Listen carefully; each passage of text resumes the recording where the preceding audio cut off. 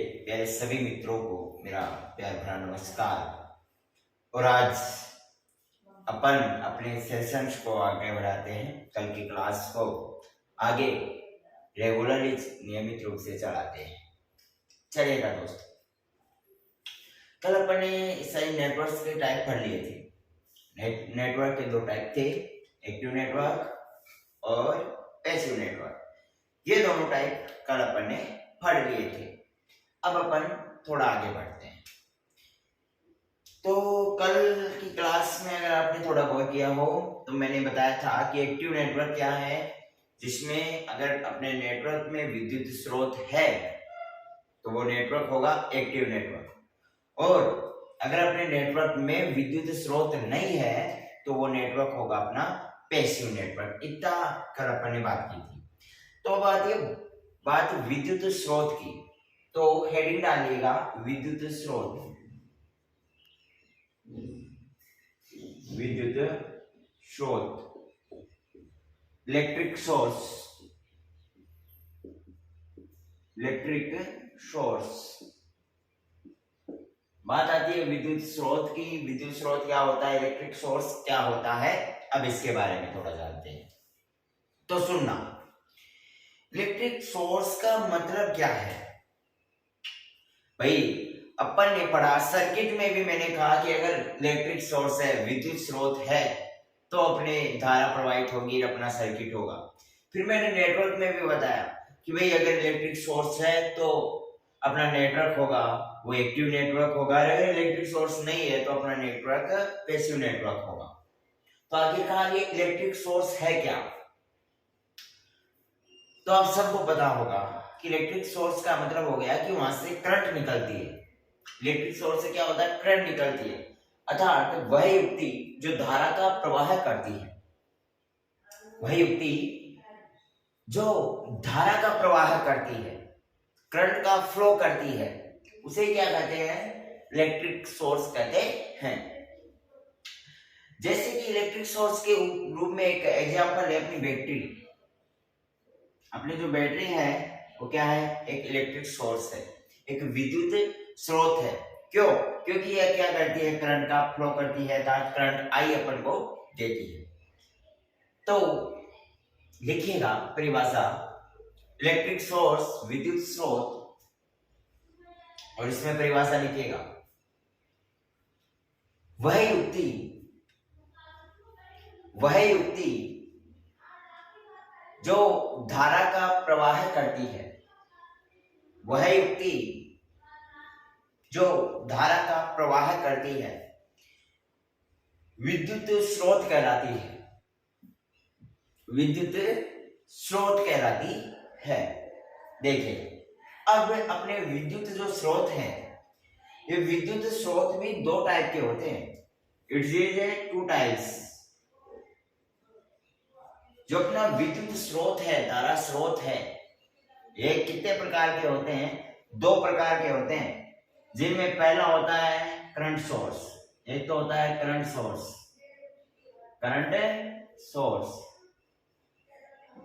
अर्थात इसे अपन क्या बोल सकते हैं, धारा स्रोत।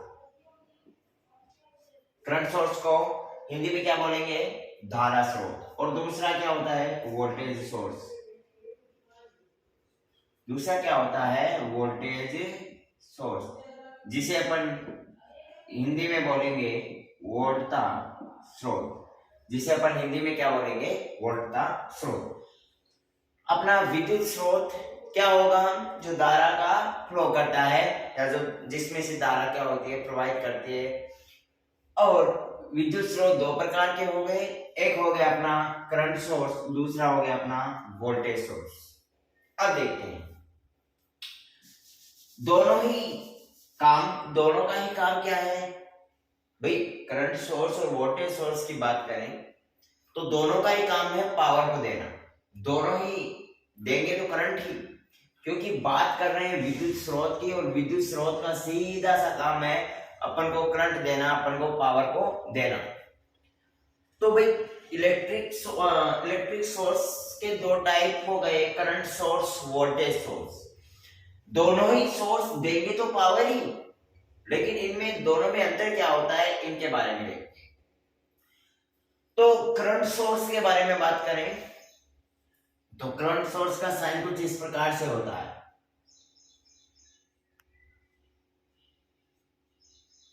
अपना जो करंट सोर्स होता है इसका साइन यानी ऊपर एरो का चिन्ह और जिधर एरो का चिन्ह होगा वो होगा पॉजिटिव चार्ज और नीचे वाला नेगेटिव चार्ज। ये करंट सोर्स का अपना साइन होता है। और वोल्टेज सोर्स के बारे में बात करें तो वोल्टेज सोर्स के दो साइन होते हैं।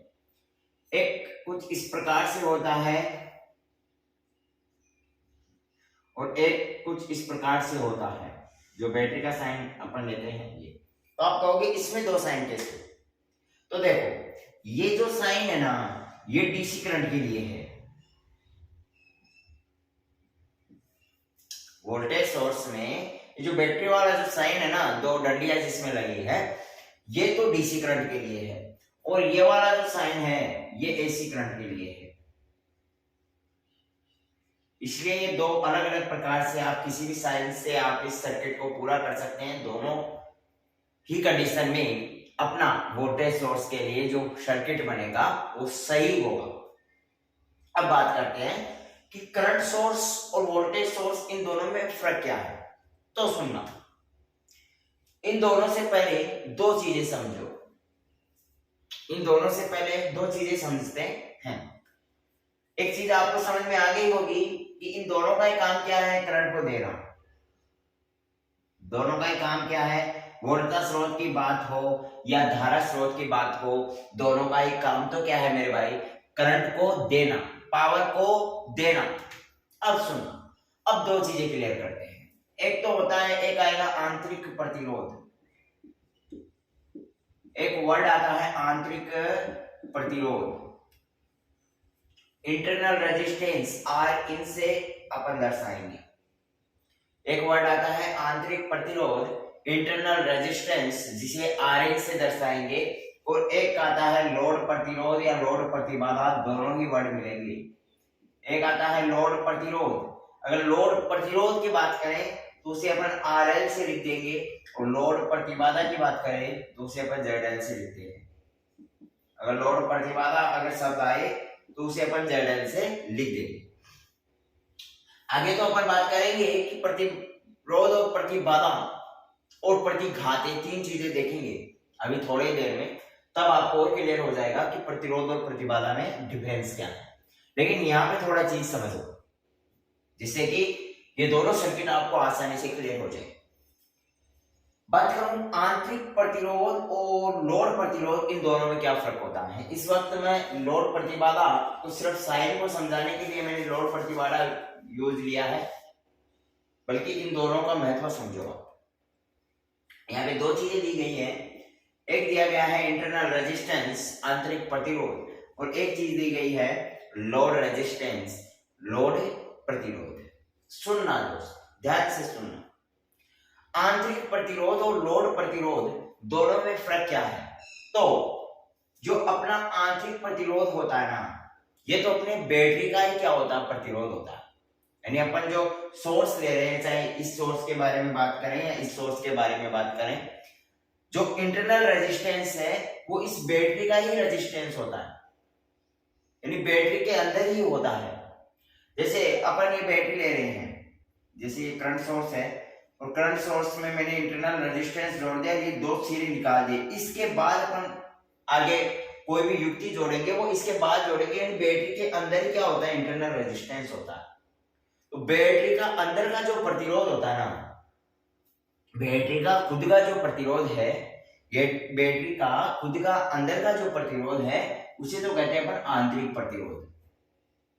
और यहाँ पे बात आई लोड प्रतिरोध या लोड प्रतिबाधा की, बात आई लोड प्रतिरोध या लोड प्रतिबाधा की, तो ये क्या है, ये अपनी जो घरेलू जितनी भी युक्ति है जहां पर अपने को करंट को पहुंचाना है, इस बैटरी से जो करंट निकला है, ये बैटरी से निकलने वाले करंट को जो ऑब्जर्व करने का काम करता है, इसको खींचने का काम करता है, वो अपन को लोड तक पहुंचाना होता है। और लोड का मतलब आप यहाँ पे ले लीजिएगा अपना फैन है, अपना कूलर है, या और भी कुछ जितनी भी युक्तियां है ना अपनी घरेलू युक्तियां, लाइट है, एलईडी है, एसी है, टॉर्च है, जो भी कुछ है, जितने भी घरेलू युक्तियां हैं, यानी घरेलू युक्तियां जो भी हैं उन्हें बोला जाता है लोड।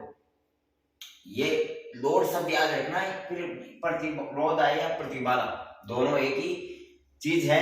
प्रतिरोध और प्रतिबाधा में फर्क क्या है वो अपन आगे डिस्कस करेंगे।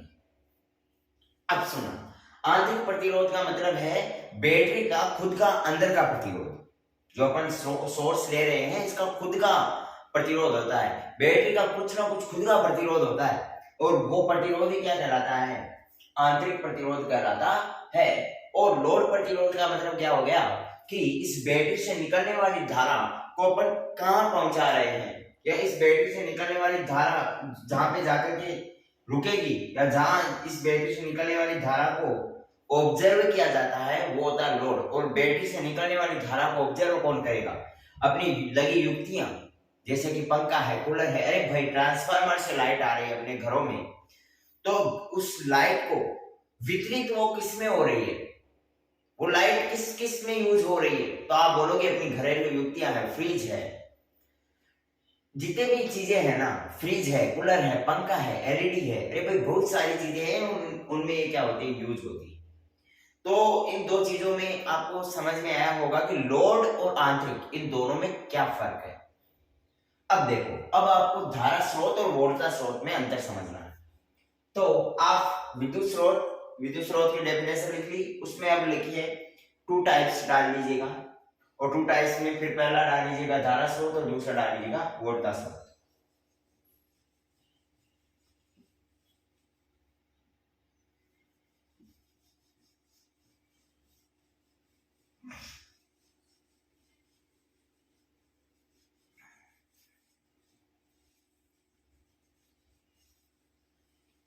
अब देखो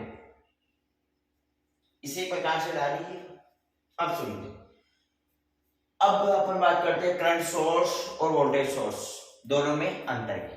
तो मैंने क्या बताया कि अपना धारा स्रोत कुछ इस प्रकार से होता है, वहीं पे अपना वोल्टेज सोर्स कुछ अपन एसी के लिए लेंगे तो इसे ले लेंगे, और अगर अपन डीसी के लिए ले रहे हैं तो इस साइन का यूज कर लेंगे। जैसे करंट आप मारना चाह रहे हैं, दोनों में से किसी एक सर्किट को ले ले तो भी सही है, दोनों ले रहे हो तो भी सही है। अब सुनना ध्यान से, बात करें धारा स्रोत की। तो धारा स्रोत में क्या होता है कि इंटरनल रेजिस्टेंस, आंतरिक प्रतिरोध, जो मैंने बताया बैटरी का खुद का प्रतिरोध, और लोड प्रतिरोध, ये दोनों क्या होते हैं, समांतर क्रम में होते हैं। ये क्या है, आरएल, जो युक्ति है अपनी, जहां पे अपन को करंट पहुंचाना होता है, वो लोड, और जो इंटरनल रेजिस्टेंस है आर इन, जो बैटरी का खुद का प्रतिरोध है, ये दोनों लोड और इंटरनल रेजिस्टेंस इसके क्या होते हैं, पैरेलल में होते हैं। आप देख सकते हो इस सोर्स से ये दोनों क्या है, पैरेलल में है, दोनों का एक पैरेलल बन रहा है ना। तो इंटरनल रेजिस्टेंस और लोड रेजिस्टेंस अगर पैरेलल में हो सोर्स से, ये अपना IS सोर्स मान सकते हैं, यानी ये करंट का क्या है, IS क्या है, सोर्स है, यहां से करंट क्या फ्लो हो रही है, I फ्लो हो रही है, तो करंट इसमें भी I ही आ रही है, इसमें भी I ही आ रही है। अब देखो ध्यान से देखो कि अगर धारा स्रोत का मतलब है कि अगर अपना जो सोर्स है उस सोर्स से इंटरनल रेजिस्टेंस और लोड रेजिस्टेंस, आंतरिक प्रतिरोध और लोड प्रतिरोध दोनों समांतर क्रम में जुड़े हुए हैं, तो वो क्या हो गया, धारा स्रोत। और अगर अपने सोर्स से, अपना सोर्स से क्या हो गया, वोल्टेज सोर्स है तो VS से दर्शा देंगे, धारा स्रोत है तो IS से दर्शा दिया, ये क्या हो गया, VS हो गया, अपना वोल्टेज सोर्स ही तो है। अब इस VS से इंटरनल रेजिस्टेंस और लोड रेजिस्टेंस ये दोनों क्या हों, श्रेणी क्रम में। आप देखोगे ये दोनों क्या है, इस लोड अपने स्रोत से दोनों क्या है, श्रेणी क्रम में है। इंटरनल रेजिस्टेंस और लोड रेजिस्टेंस ये दोनों क्या है, अपने सोर्स से क्या है, श्रेणी क्रम में है, तो इसका मतलब क्या हो गया, वोल्टता स्रोत हो गया। अगर इंटरनल रेजिस्टेंस और लोड रेजिस्टेंस अपने स्रोत से क्या हो, श्रेणी क्रम में जुड़े हों, तो उसका मतलब तो क्या हो गया मेरे भाई, श्रेणी क्रम में जुड़े हुए हैं तो वो स्रोत होगा वोल्टता स्रोत, और समांतर क्रम में जुड़े हुए हैं तो वो अपना स्रोत होगा धारा स्रोत। अब सुनना, अब देखो, यहां तक आप इसकी परिभाषाएं नोट डाउन करना चाहें तो कर सकते हैं, वरना अपन एक साथ लिख लेंगे। अब देखो, या फिर एक बार आप इन दोनों की परिभाषाएं लिख लीजिएगा। इनको अपन को एक पेज के दो भागों में बनाना है। अपना पेज है, पेज के एक साइड लिख लो करंट सोर्स धारा स्रोत, और बीचों बीच लाइन खींच दो, दूसरी ओर लिख दो वोल्टेज सोर्स। करंट सोर्स को अपन अलग खड़ेंगे, वोल्टेज सोर्स को अलग खड़ेंगे, तुलनात्मक रूप में एक सारणी रूप में बना लो, एक और बना लो करंट स्रोत और एक और बना लो वोल्टता स्रोत। और करंट स्रोत में, धारा स्रोत में लिखो, धारा स्रोत में लिखो कि वह स्रोत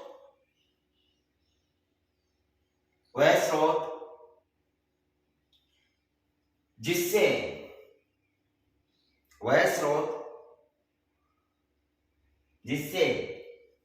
लोड प्रतिरोध और आंतरिक प्रतिरोध समांतर क्रम में जुड़े हुए हैं। यानी वह स्रोत जिसमें लोड प्रतिरोध और आंतरिक प्रतिरोध स्रोत के समांतर क्रम में जुड़े हों, स्रोत के समांतर क्रम में जुड़े हों, धारा स्रोत कहलाता है। और ये डायग्राम बना लो धारा स्रोत वाला जल्दी से।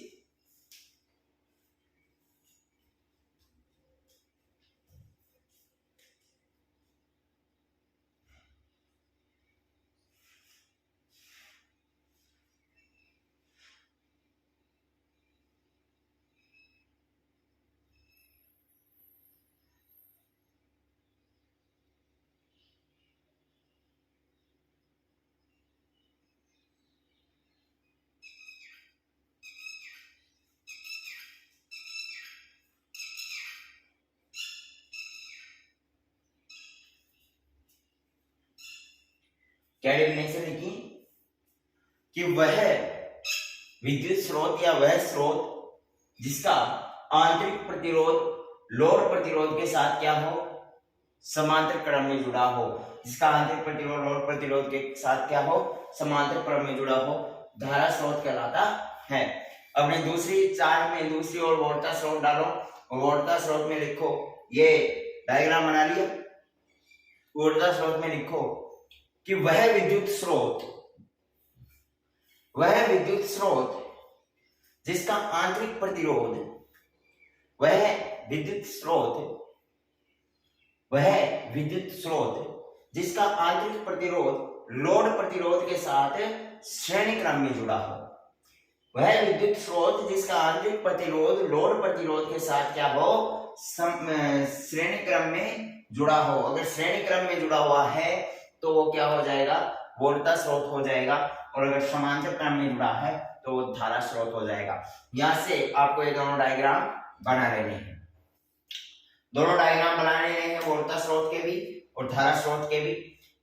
एक और आपने धारा स्रोत डाला था उसका डायग्राम बना लिया, अब इसका डायग्राम दोनों बना लो जल्दी से।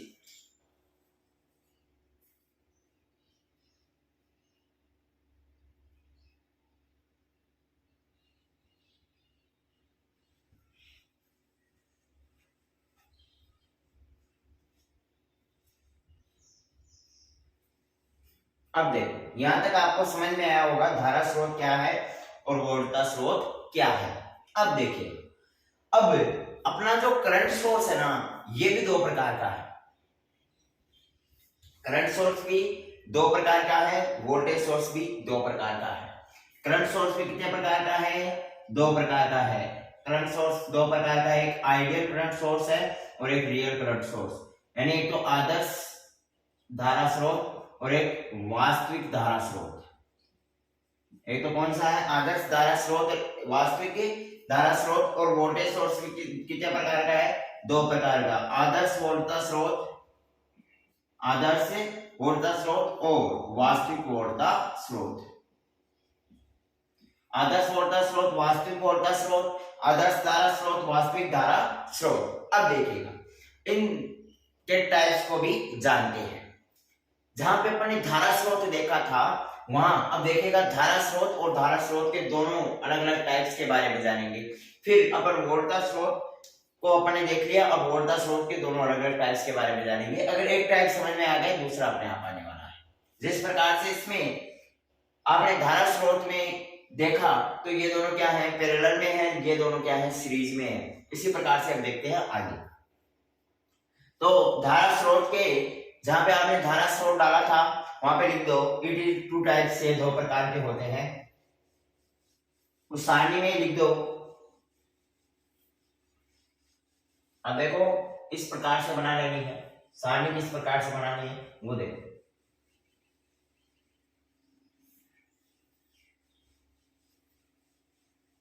अपने पेज के बीचों बीच मैंने बोला था कि एक लाइन खींच दो जिसके एक और आ जाएगा धारा स्रोत, एक और क्या आ जाएगा, धारा स्रोत आ जाएगा, और उसके एक और क्या आ जाएगा, वोल्टा स्रोत आ जाएगा। वहां पे मैंने इसमें कुछ डेफिनेशंस और डायग्राम बनवा दिए, इसमें भी कुछ डेफिनेशंस लिखवा दी, डायग्राम बनवा दिया। अब देखो अपना धारा स्रोत भी दो प्रकार का होता है। एक होता है आदर्श धारा स्रोत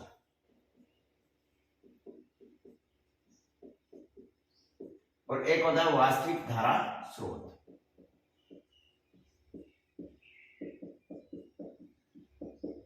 आदर्श धारा स्रोत और वास्तविक धारा स्रोत। और वोल्टा स्रोत भी दो प्रकार का होता है, आदर्श वोल्टा स्रोत, आदर्श वोल्टा स्रोत, और एक हो गया वास्तविक वोल्टा स्रोत।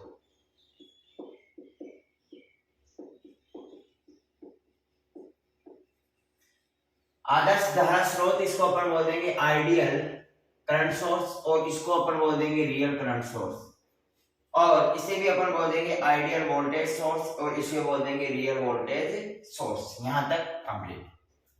अब ध्यान से सुनना, अब चीजें गौर करने वाली हैं। अगर गौर से सुन लिया, ध्यान से सुन लिया तो क्लियर है, करंट सोर्स भी क्लियर हो जाएगा और वोल्टेज सोर्स भी क्लियर हो जाएगा। और अगर ध्यान भटका रहे हो तो क्लियर नहीं हो पाएगा। अब सुनो, आइडियल करंट सोर्स तो क्या होता है और रियल करंट सोर्स क्या होता है। अगर ये चीज आपको समझ में आ गई ना, हूबहू कॉपी और पेस्ट यहाँ पे करना है। कुछ माइनर मिस्टेक्स, कुछ माइनर चेंजेस होंगे, वो माइनर चेंजेस इस वोल्टेज सोर्स में करने हैं, बकाया कुछ भी नहीं है, बहुत इजी है। अब सुनो, एक होता है आदर्श, दो वर्ड आए मेरे यहाँ पे, एक वर्ड आया है आदर्श और एक आया है वास्तविक, एक वर्ड आया है रियल और एक वर्ड आया है आइडियल। इन दोनों वर्ड को समझ लो, बात पूरी यहां पे क्लियर हो जाएगी। अब देखो भाई, मेरे भाई दो बात सुनो। इन दोनों चीजों को समझने से पहले मैं एक आपको एग्जांपल्स के माध्यम से समझाना चाहूंगा कि हमारे देश में, अपने देश की सेवा करने वाले दो प्रकार के नागरिक ले रहा हूं मैं। हमारा देश है और देश की सेवा करने वाले दो प्रकार का, एक तो ले रहा हूं हमारे देश के सेना, हमारे देश की सेना, नौजवान, आर्मी के ऑफिसर्स, आर्मी के जवान, उसको ले रहा हूं। और दूसरा हमारे देश का रक्षक, जो नेता। अब आप बोलोगे सर नेताजी क्या देश की रक्षा करते हैं, लेकिन वास्तविकता में उन्हें देश की रक्षा के लिए ही बनाया गया है ना, तो अपन ले रहे हैं। बस अब आप इन दो एग्जांपल्स के माध्यम से पूरा का पूरा मेथड समझ जाएंगे। सुनो, देश में दो प्रकार की अपनी देश रक्षक होते हैं, एक सेना हो गई, एक हो गए नेताजी। अब सुनो ध्यान से, मेरे को बताओ, इस नेताजी को अगर देश की सेवा के लिए कोई फंड दिया जाए, कोई राशि दी जाए, जैसे मान लो कोई सड़क कॉन्ट्रैक्ट है, अपने यहाँ पे एक एमएलए साहब है और एमएलए साहब को सड़क का कॉन्ट्रैक्ट दिया जाता है, पूरा उन्हें मान लो 100 करोड़ की राशि है और 100 करोड़ की राशि इस नेताजी को दी जाती है सड़क बनाने के लिए। यानी अब इस चीज को समझना, नेताजी यहाँ पे क्या है, नेताजी यहाँ पे है इंटरनल रेजिस्टेंस। राशि 100 करोड़ कौन दे रहा है? अपनी जनता। तो ये क्या है? सोर्स हो गया, ये हो गया सोर्स, यानी जिससे कुछ दिया जा रहा है, वहां पे चाहे बात करंट की हो चाहे पैसों की हो। सोर्स कौन है? कोई भी, जैसे जनता के द्वारा दिए गए या कोई भी दे रहा है इसे, सोर्स के द्वारा 100 करोड़ रुपए से दिए गए, सोर्स के द्वारा नेताजी को दिया गया। नेताजी क्या है यहाँ पे? इंटरनल रेजिस्टेंस है। इंटरनल रेजिस्टेंस कैसे हुआ? इसे छोड़ो, सोर्स के द्वारा नेताजी को दिया गया। अब नेताजी को क्या करना है? सड़क बनाना है। मतलब ये क्या हो गया? लोड हो गया। मैंने क्या बताया कि सोर्स से आने वाला करंट लोड तक पहुंचाना होता है। सोर्स से आने वाला करंट लोड तक पहुंचाना होता है, अर्थात 100 करोड़ की राशि अपन को लगानी किसमें है? सड़क में है। मतलब सड़क यहाँ पे क्या है? लोड है। अब बीच वाला कौन है? बीच वाला साहब नेताजी है। अब नेताजी रियल है कि आइडियल है, ये तय करना है। नेताजी रियल है कि आइडियल है, ये चीज तय करनी है। तो नेताजी को मेरे को बताओ 100 दोगे तो यहाँ पे 50 भी नहीं लगा पाएंगे। 50 करोड़ भी मुश्किल से लगा दे तो लगा दे, वरना इस सड़क पे 50 करोड़ का भी इन्वेस्ट नहीं होगा, बाकी 50 करोड़ नेताजी की जेब में। तो आप कहोगे इसका इंटरनल रेजिस्टेंस सक्रिय है भाई, इसलिए तो 50 करोड़ खुद रख लिए, मतलब इंटरनल उसका है तो वो सोर्स का ही हिस्सा। अरे भाई उसको दिया गया मतलब है तो वो सोर्स का ही हिस्सा, लेकिन आंतरिक प्रतिरोध कुछ ना कुछ है इसका। खुद ने 50 करोड़ दबा रखे हैं, मतलब इंटरनल रेजिस्टेंस इसका है। तो रियल में क्या होगा? इंटरनल रेजिस्टेंस होगा। अपना जो वोल्ट का स्रोत है ये, जिसमें इंटरनल रेजिस्टेंस और लोड रेजिस्टेंस इस प्रकार से होता है, तो इसमें इंटरनल रेजिस्टेंस यानी अपन यहां से सोर्स से कुछ चीज लें और अपन को लोड तक पहुंचानी है, और लोड तक पहुंचाने के बीच में अपने कुछ ना कुछ इंटरनल रेजिस्टेंस होगा, तो कुछ ना कुछ सामान अपन को यहाँ पे भी छोड़ना पड़ेगा। रियल की बात तो यह है। और आइडियल की बात, जैसे सेना में कोई नौजवान भर्ती होता है, सिर्फ उसको रक्षा के लिए अपने नौजवान को गन वगैरह दी जाती है, तो वो गन का इस्तेमाल सिर्फ दुश्मन की खोपड़ी में छेद करने के लिए उसका इस्तेमाल करेगा, ना कि अपने देश के द्रोह में उसका यूज करेगा। वो किसी देशवासी के ऊपर या किसी भी देशवासी को वो इस गन से नुकसान नहीं पहुंचाएगा, किसी भी निर्दोष को वो गोली नहीं चलाएगा। तो इसका मतलब क्या होगा कि सेना में जिसका उपयोग करने के लिए दिया गया, क्या दिया गया?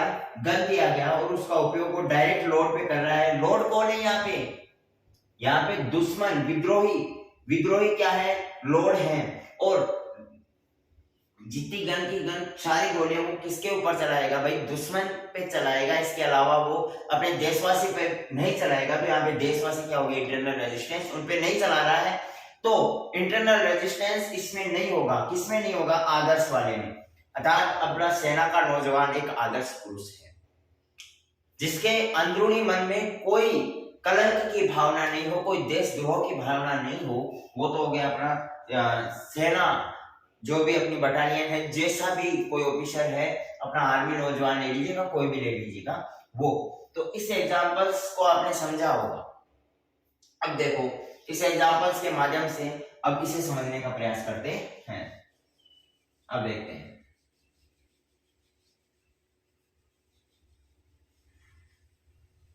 अब सुनो, आइडियल धारा स्रोत की बात करें तो चाहे वास्तविक धारा स्रोत हो या आदर्श धारा स्रोत हो, इंटरनल रेजिस्टेंस और लोड रेजिस्टेंस क्या होंगे? दोनों ही समांतर में होंगे।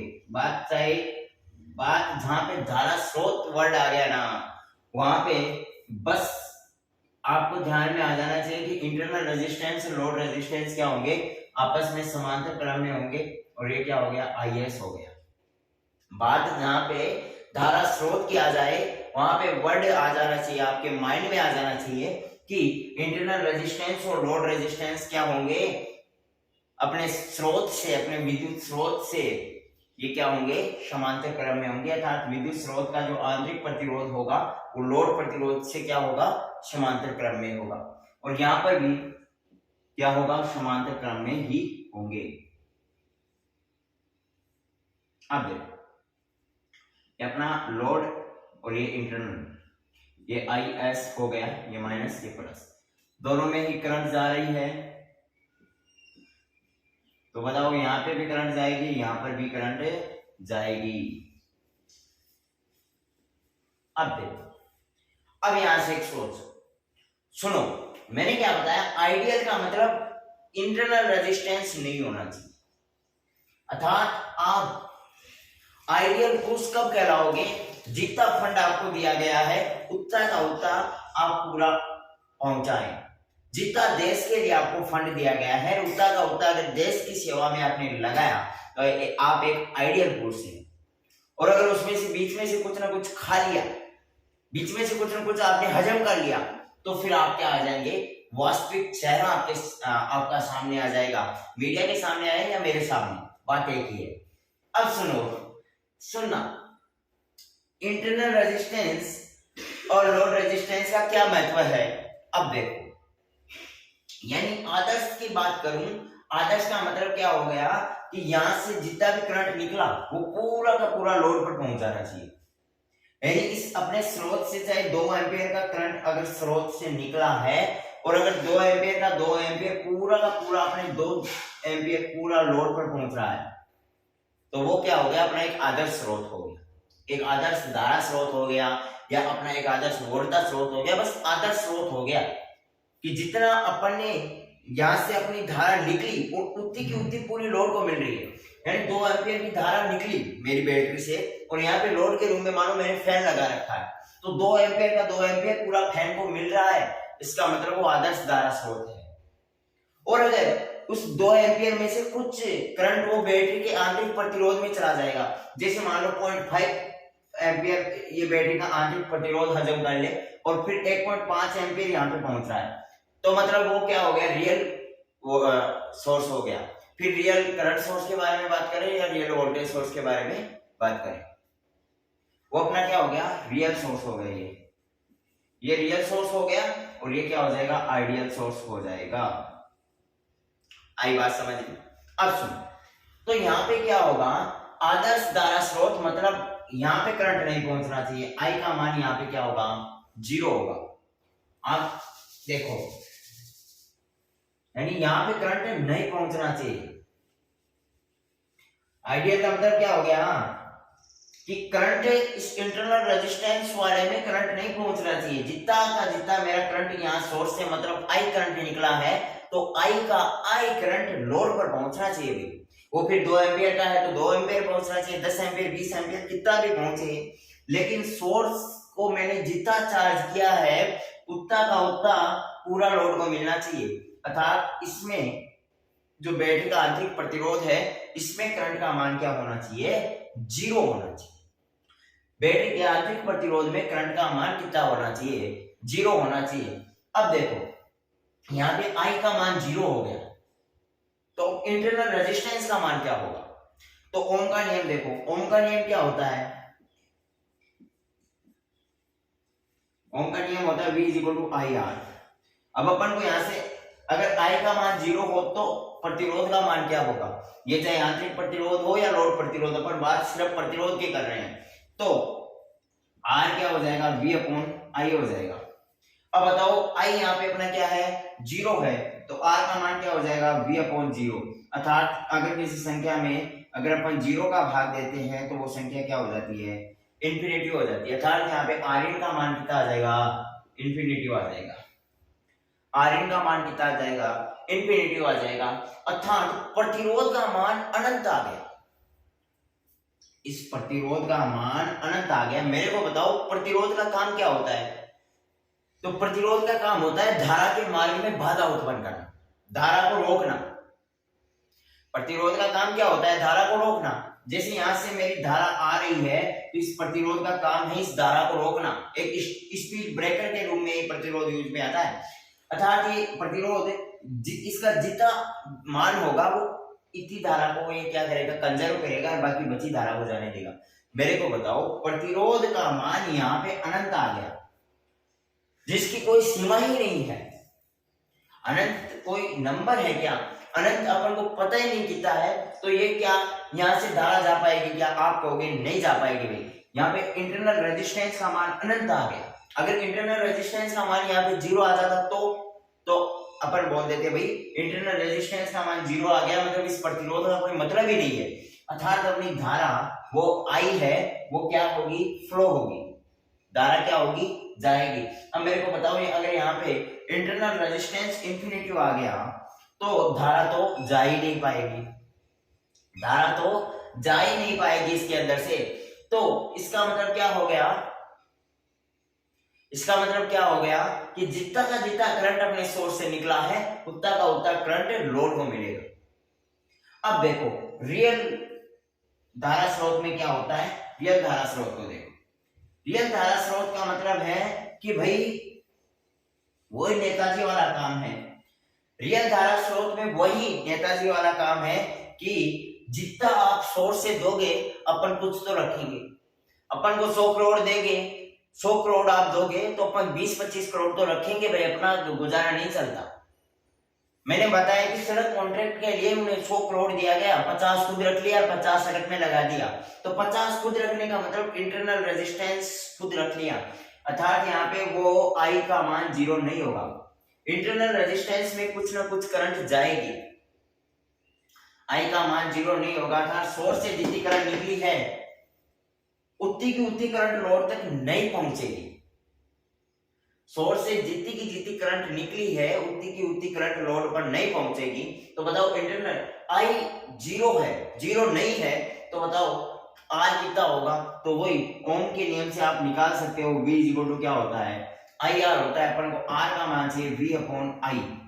अब मेरे को बताओ आई 0 नहीं है, अगर यहाँ पे कोई ना कोई संख्या आएगी, मेरे को बताओ आर इन का मान क्या होगा? कुछ ना कुछ आएगा, लेकिन न तो 0 आएगा न इंफिनिटी आएगा भाई। इंटरनल रेजिस्टेंस का मान यहाँ पे चलो आई का मान 1 ले लिया तो V आ गया, 2 ले लिया तो V/2 आ गया। आई 0 तो नहीं है, 0 नहीं है तो अनंत संख्या आएंगी। इसका मतलब न तो आई का मान 0 हो सकता है, न आई का मान अनंत हो सकता। तो इसका मतलब इंटरनल रेजिस्टेंस में क्या नहीं होगा? इंफिनिटी तो नहीं होगा, इंटरनल रेजिस्टेंस इंफिनिटी तो नहीं होगा, क्योंकि यहाँ पे कुछ ना कुछ आएगी, क्या आएगी? आर की कुछ ना कुछ वैल्यू आएगी। यहाँ पे आई 0 नहीं है तो ये इंटरनल रेजिस्टेंस भी इंफिनिटी नहीं होगा। तो यही चीज है, आइडियल का मतलब है कि सोर्स से जितना का जितना निकला उतना लोड पर पहुंचा जाए, यानी इंटरनल उसमें 0 हो। अब इंटरनल आप कहोगे इंफिनिटी क्यों किया? तो अपन ने ओम के नियम से निकाला कि अगर आई 0 तो अगर अपने यहाँ पे करंट का मान 0 है तो यहाँ पे इंटरनल रेजिस्टेंस का मान कितना होगा? तो वो अपन ने V IR सूत्र से सोल्व कर लिया। वहीं पे अगर यहाँ पे करंट का मान 0 नहीं है तो फिर इंटरनल रेजिस्टेंस का मान भी इंफिनिटी नहीं होगा, वो भी अपन यहाँ से सोल्व कर लिया। अब देखो यहाँ पे आदर्श धारा स्रोत क्या आया? आदर्श धारा स्रोत आया। अब लिखो आदर्श धारा स्रोत, हेडिंग डाल लीजिएगा। हेडिंग क्या? जैसा अपना चल रहा है ऐसे कैसे धारा स्रोत के नीचे ये 2 एरो लगाओ, एक में आदर्श लिखो और एक में वास्तविक, और इसमें भी अपन 2 पार्ट कर देंगे। और इस आदर्श धारा स्रोत में लिखो कि यदि इसमें पहले ये दोनों डायग्राम बना लो, आइडियल में और रियल में, ये दोनों डायग्राम बनाओ पहले, जिसे अच्छे से समझ में आए। दोनों डायग्राम बना लो।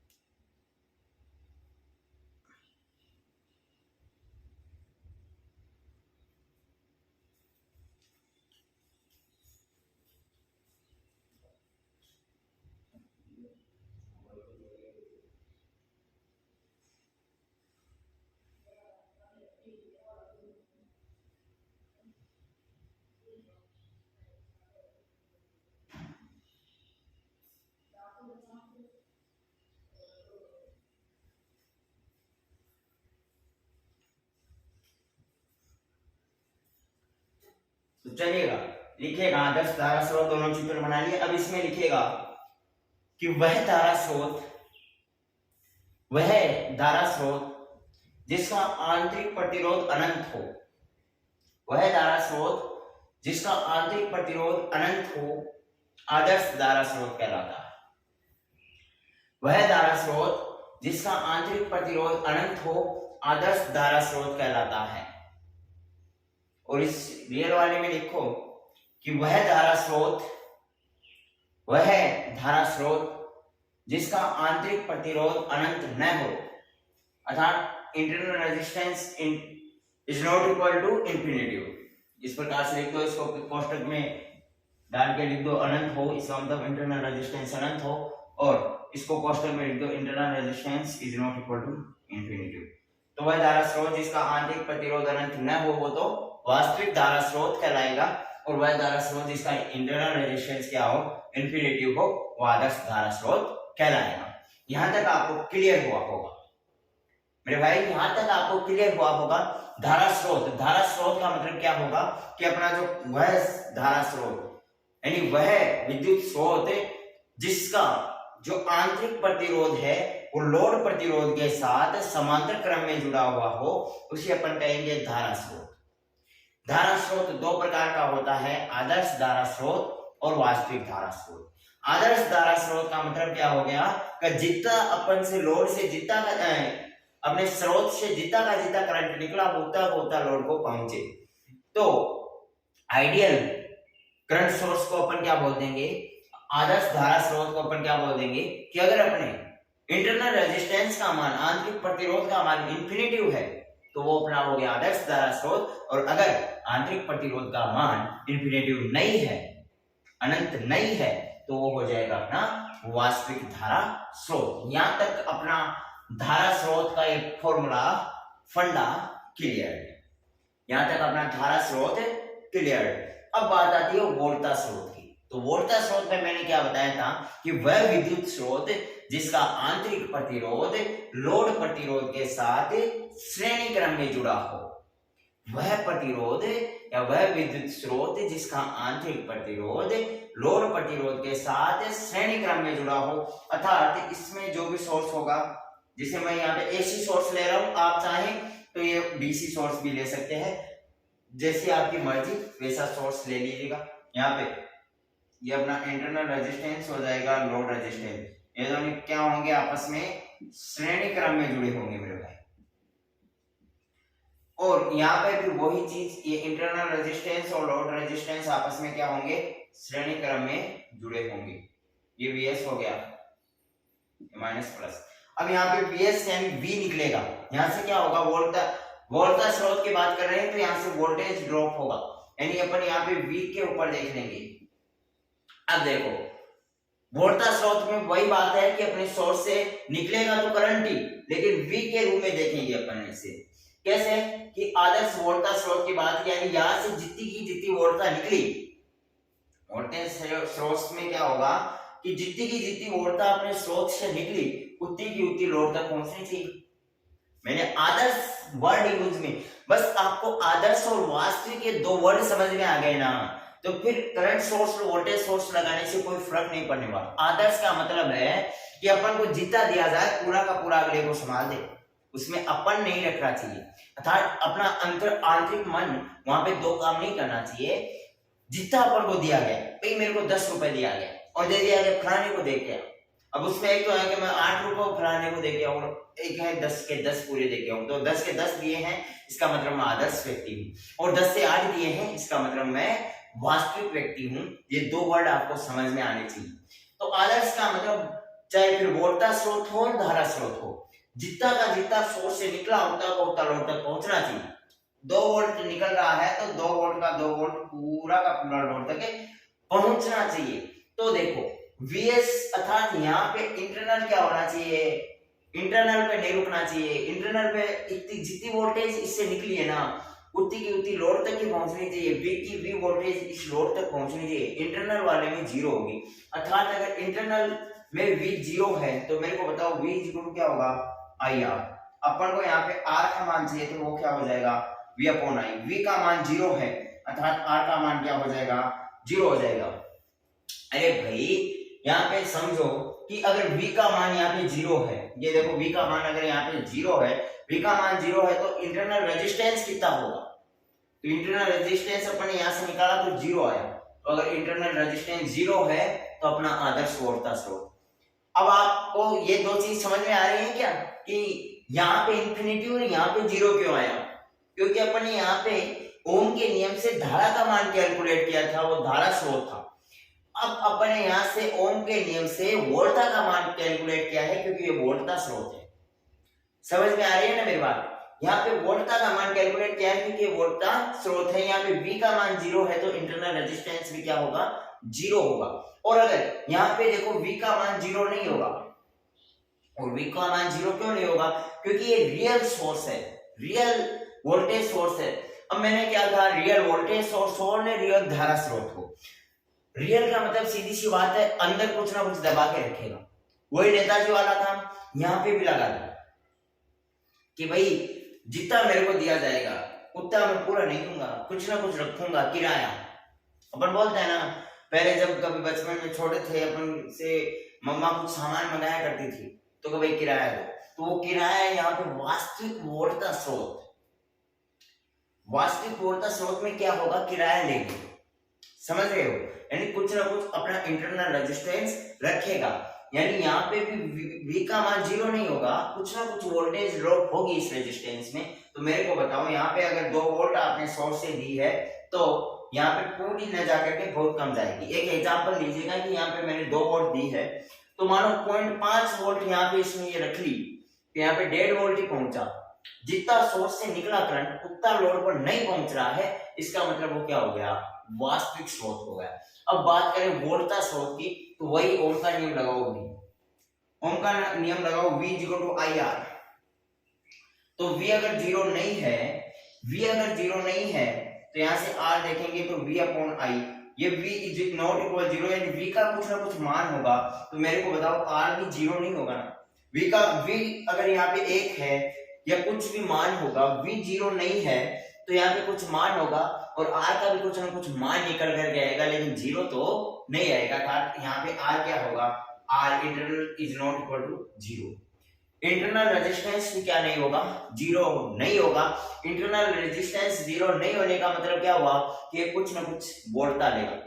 अरे भाई यहाँ पे इंटरनल रेजिस्टेंस का मतलब 0 होने का मतलब क्या हो गया कि इस रेजिस्टेंस का कोई मतलब नहीं है, ये सीधी वायर जुड़ी हुई है। इसका मतलब हो गया कि इस रेजिस्टेंस का कोई मतलब नहीं है, ये सीधी वायर जुड़ी हुई है। इंटरनल रेजिस्टेंस 0 आ गया, इसका मतलब कोई मतलब नहीं है, सीधी वायर जुड़ी हुई है। लेकिन वहीं पे अगर आप यहाँ पे देखोगे तो इंटरनल रेजिस्टेंस क्या आया है? इन्फिनिटी आया है। इंटरनल रेजिस्टेंस क्या आया है? इन्फिनिटी आया है। तो इसका मतलब भी क्या हो गया कि यहाँ से करंट का मान क्या आ गया? 0 आ गया। अब आप बताओ कि यहाँ पे अगर इन्फिनिटी आ जाता, वोल्टा स्रोत में अगर इन्फिनिटी आ जाता तो लोड पर भाई धारा पहुंचती नहीं। सीधी सी बात ये है कि भाई इसमें तो रास्ता था, इसमें तो ये पैरेलल में जुड़े हुए थे, तो अगर इससे नहीं जा रही तो ये आगे से इससे चली गई लोड पे। लेकिन यहाँ पे अगर इन्फिनिटी होती तो यहाँ पर ही रास्ता जाम हो जाता, तो आगे जाने का इसके पास और कोई रास्ता नहीं होता और यहाँ पे ये लोड पर तो जाती नहीं। तो यही कारण है कि इंटरनल रेजिस्टेंस हमारे यहाँ पे 0 निकल करके आ रहा है। और 0 निकल करके आ रहा है इसका मतलब कुछ बच्चे सोच रहे हैं यार शॉर्ट सर्किट हो गया क्या? 0 आ गया मान। 0 आने का मतलब है यहाँ पे लोड का कोई मतलब नहीं है। और लोड का काम क्या है? प्रतिरोध का काम क्या होता है? प्रतिरोध का काम होता है धारा के मान में रुकावट पैदा करना। अब यहाँ पे भाई वोल्टा के मान में कोई रुकावट पैदा नहीं करेगा, जितनी की जितनी वोल्टा है वो उतनी की उतनी वोल्टा वहां पे पहुंच जाएगी। वहीं पे यहाँ पे ये देखो इंटरनल रेजिस्टेंस 0 नहीं है। अब यहाँ पे इंटरनल रेजिस्टेंस 0 नहीं होने का मतलब क्या हो गया कि यहाँ पे जो वोल्टा है इसका कुछ ना कुछ रेजिस्टेंस होगा, तो ये कुछ ना कुछ वोल्टा ग्रहण करेगा और बाकी इसका जितना रेजिस्टेंस है उतनी वोल्टा ग्रहण करेगा और बाकी लोड को जाने देगा। लेकिन यहाँ पे वोल्टा कुछ ना कुछ ये ऑब्जर्व करेगा, ग्रहण करेगा। वही चीज यहाँ पे है कि वोल्टा इन्फिनिटी नहीं है, इसका मतलब ये यहाँ से भी कुछ ना कुछ करंट यहाँ पे जाएगा, इस रेजिस्टेंस में भी कुछ ना कुछ करंट जाएगा। तो यहाँ पे इस चीज को आपको बहुत ही मैंने आसान भाषा में समझाने की कोशिश की है। आई होप आपको समझ में आया होगा। अब देखो ये वोल्टा स्रोत और वोल्टा स्रोत में ये वैसे डाल लो आदर्श वोल्टा स्रोत और वास्तविक वोल्टा स्रोत। आदर्श वोल्टा स्रोत, वास्तविक वोल्टा स्रोत डाल लीजिएगा। और इसमें एक डायग्राम बनाओ, दोनों डायग्राम बनाओगे। यहाँ पे इंटरनल रेजिस्टेंस क्या हो गया, 0 हो गया, यहाँ पे भी 0 है, और ये देखो इस प्रकार से बना लो भाई। यहाँ पे भी क्या होगा, 0 नहीं होगा, और भी 0 नहीं होगा, तो इंटरनल रेजिस्टेंस भी क्या नहीं होगा, 0 नहीं होगा। अर्थात इस प्रकार से डायग्राम बना लो आप, ये भी 0 तो इंटरनल रेजिस्टेंस भी 0। दोनों डायग्राम भी बना लो जल्दी से, फिर लिखाएं।